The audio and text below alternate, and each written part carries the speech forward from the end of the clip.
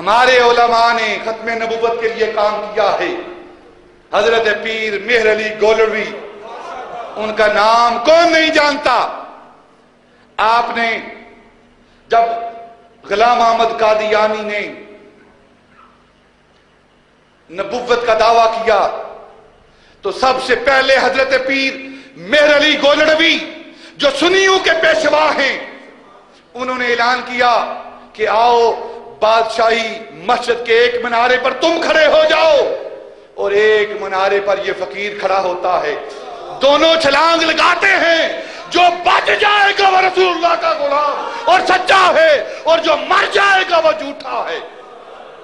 وہ غلام احمد قادیانی نہ آیا، بھاگ گیا، نہ آیا. پھر آپ نے اعلان کیا ایسا کرتے ہیں کہ تو آ مجمع کے سامنے آ. 2 ٹیبل لگاتے ہیں، اس پر کاپیاں رکھتے ہیں، اس پر قلم رکھتے ہیں. ایک قلم تو رکھ، ایک قلم میں رکھتا ہوں، اور پھر تو بھی اپنے قلم کو حکم دے.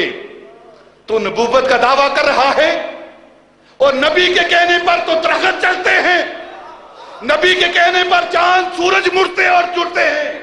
اگر تو بھی اپنے آپ کو نبی کہتا ہے تو اپنے قلم کو حکم دے، وہ تیرے حکم سے چلے. میں نبی نہیں، میں اس کا امتی ہوں، میں اس نبی کا غلام ہوں.